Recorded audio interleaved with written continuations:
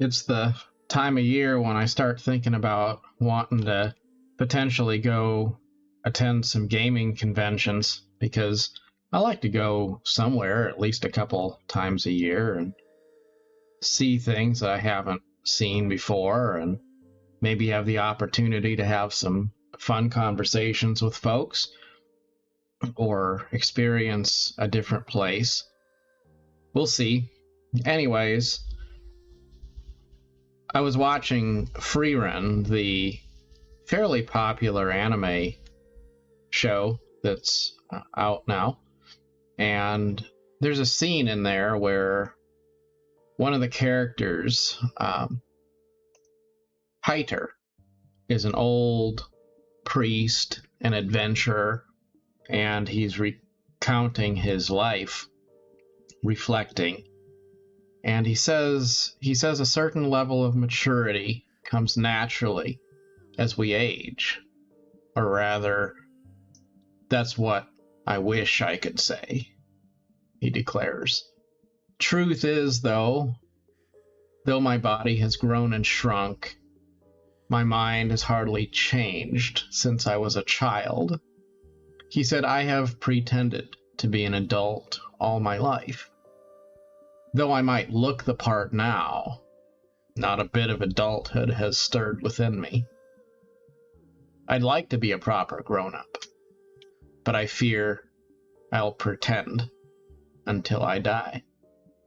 I thought, isn't it amazing how we pretend that we want to be bigger and tougher than we are when we're children?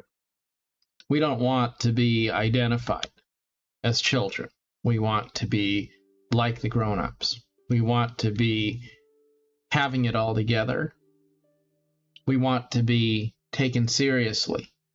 We want to be bigger or taller or more mature in some way. And then we grow up. And the truth is, we don't have all the answers. We still feel remarkably small inside. You see, no matter how much we puff ourselves up and try to appear invincible, we still feel acutely vulnerable in life. And then we encounter other people who make us feel small, and we pretend that we don't care, but really we find ourselves feeling hurt by their jabs and their slings and arrows. But the truth is, they feel small too. Even the most arrogant, prickly person probably feels in their own way vulnerable. They feel like they too wish somebody was there to nurture them, to care, to lend an arm of empathy, to understand how they feel. But we're also busy pretending that we don't dare to try to understand each other. And so we put up more walls to compensate for the walls that others have built. Eventually, we're all just sort of walled off in our private castles, trying to push away anyone who would dare to get close enough to find out the truth. The truth is, we never really grow up. We might grow older.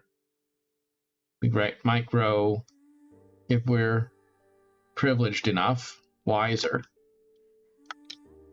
But we never really stop being children inside. We still are captivated by much the same feelings we probably were when we were small. We just feel like we're too busy or too important for that sort of nonsense. To quote a Bible verse, we put away childish things because we say to ourselves, when I was a child, I thought as a child, but then I put away childish things and thought as a man. So we're so busy putting away childish things that we lose our ability to empower ourselves to relish the wonder, the innocence of a life that is purely filled with honesty and genuine engagements and earnest interactions. You see, children in their purest form don't have a need to pretend that they are things that they aren't. They don't have to try to convince other people that they are more serious, because if they appear serious, they'll be taken seriously. Children just want to be accepted as they are. And so we respect children in a way because we perhaps are envious of their innocence. We know that we would still like to be that way, but we maybe just don't dare. So I think we should always try to understand other people. We should always seek to take a path of empathy. We should be slow to indignance toward people who we think are trying to make our lives harder, or we think are trying to be manipulative, or trying to be cruel, or trying to be unfair. Because quite often, all people are really trying to do is protect themselves, and all they really want is to be understood. That's not to say that we shouldn't protect ourselves from toxic people or try to find a path that doesn't expose ourselves to negative elements or agitating folks. But we should understand that before we write other people off as a problem and put our walls up, it might be better instead to focus on trying to understand where they're coming from. There's another episode of Free Run I was watching, and it was about this girl in the show, and she has a crush on this boy who's adventuring with them, and he forgets to give her a birthday gift, and so she is indignant about this. And one of the older members of the company says that argument is a privilege of the young. I thought that was interesting because it's true. You know, when you think you have unlimited time and you have more future ahead of you than you have behind you, sometimes it's easy to take small things seriously, to take them personally, and feel like you kind of, I guess, have a bone to pick with people who make your life unpleasant in some way.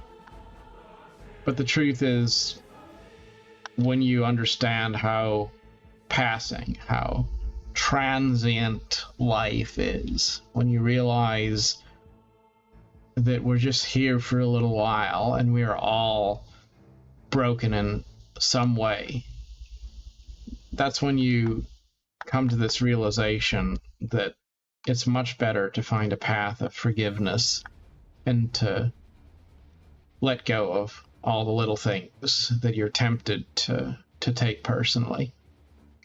Another thing that I was thinking about is how in the community of gamers, I think we have something special, because no matter what genre you're into, no matter what your favorite game is, I think all gamers kind of have an understanding that we're kind of all in this together. We're all kind of maybe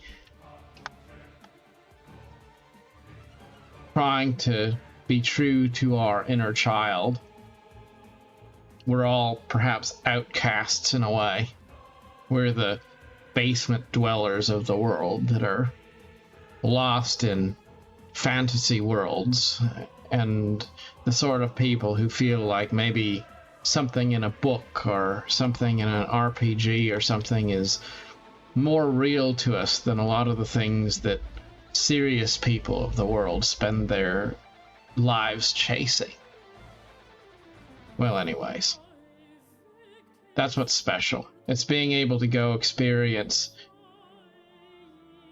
a place where you can share your world with other people and know that you're free from any sort of judgment, because even if we don't see things in the same way, we all are sort of coming at life from a similar perspective, and we're not afraid to say that we feel small and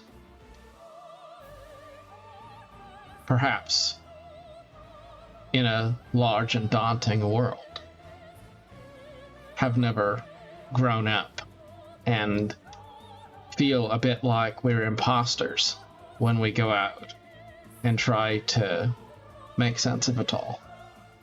Being in a place where you don't feel judged is actually the most powerful thing in the world, and it's not about having the same perspective.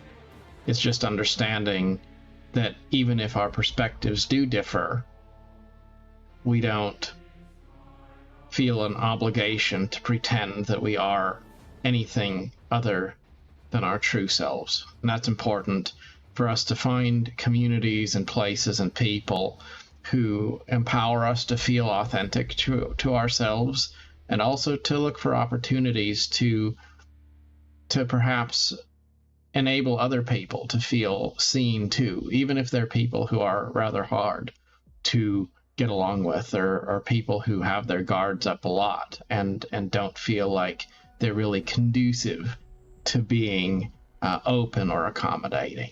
So whether you're looking at it from the perspective of embracing other people, or you're looking at it from the perspective of finding the right kind of people for you to be part of, or just understanding that it's important to accept yourself, even if you don't quite feel like you've got it all together. The truth is, no one does. So it's all right.